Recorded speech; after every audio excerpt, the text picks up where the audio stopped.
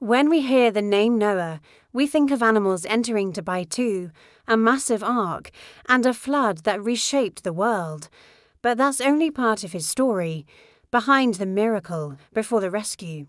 And beneath the obedience was a man facing struggles few could ever endure. Today, we're going to explore the unknown struggles of Noah, the silent battles that Scripture hints at, but history and context help reveal, before the first drop of rain ever fell. There was silence, a deep, profound silence. Noah was given a command that defied all logic: build an ark on dry land.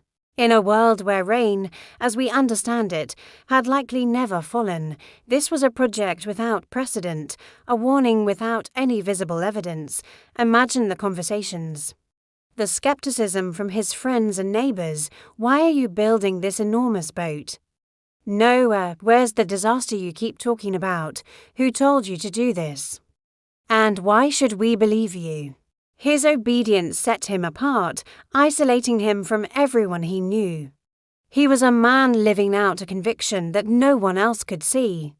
And this teaches us a powerful truth. Faith sometimes requires us to stand right at the edge where logic ends and pure, unwavering conviction begins.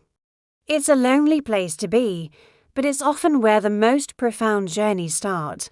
The Bible doesn't paint a picture of a supportive community cheering Noah on. In fact, the cultural context suggests the exact opposite. For decades, possibly up to 120 years, Noah and his family worked on this colossal project, and for all those years, society watched. And society doubted. He wasn't just misunderstood, he was likely mocked, ridiculed, and seen as completely irrational. Think about that timeline. 120 years of labor fueled only by a promise. This wasn't just a physical marathon, it was an incredible test of emotional and psychological resilience. The world around him was described as corrupt, violent, and morally decayed in this chaotic environment. Noah was a minority voice, a single beacon of righteousness in a sea of darkness. Not because he was perfect, but because he was willing to stand for something different, even when it cost him everything socially. And while he was building the ark, he wasn't doing it in isolation from his own life. He was also raising a family. He had a wife, he had sons, and eventually he had daughters-in-law. This wasn't just a construction project, it was the backdrop to their entire lives. He carried a divine burden while also being a husband and a father. He had to guide his family toward a future that was completely unknown, based solely on his obedience to God. Can you imagine the conversations around their dinner table? Did his children ever question him? Did his wife ever feel the immense strain of their isolation? Did they ever wonder if he'd made a terrible mistake? Leadership, true leadership, often means carrying a weight that others simply can't comprehend, all while protecting and guiding them with a gentle and steady hand. Noah had to be strong not just for himself, but for the people he loved most. The very people whose survival depended on his unwavering faith. Then, after the storm passed and the flood waters finally receded, a new kind of struggle began for Noah. He and his family stepped out onto a silent, empty earth. Survival meant unimaginable loss.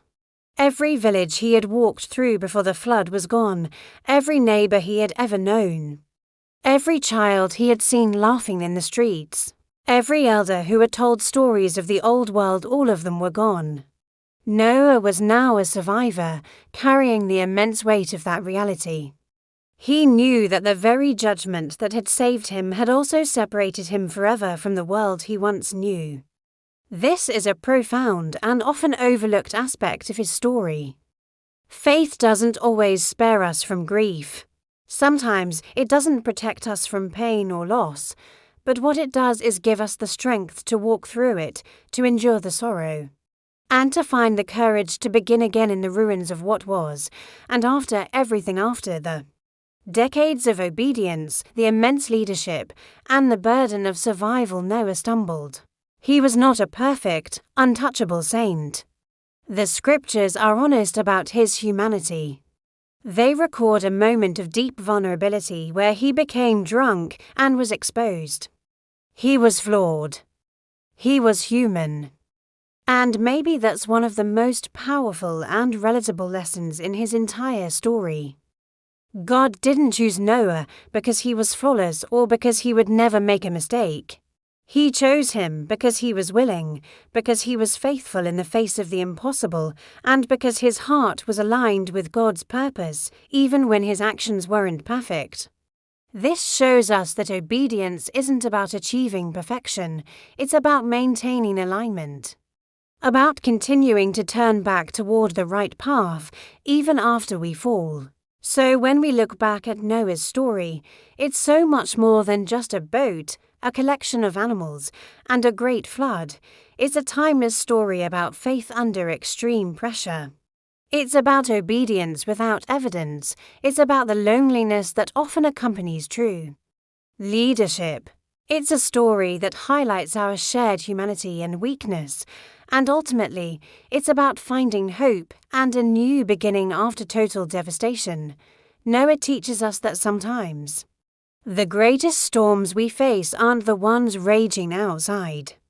With wind and rain, they are the silent, internal storms of doubt, fatigue, loneliness, and imperfection. And yet, through it all, he built.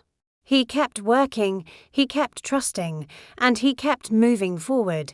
And because he built, humanity survived. Thanks for watching. If this story resonated with you, please like and subscribe for more content just like this. We'll see you in the next video.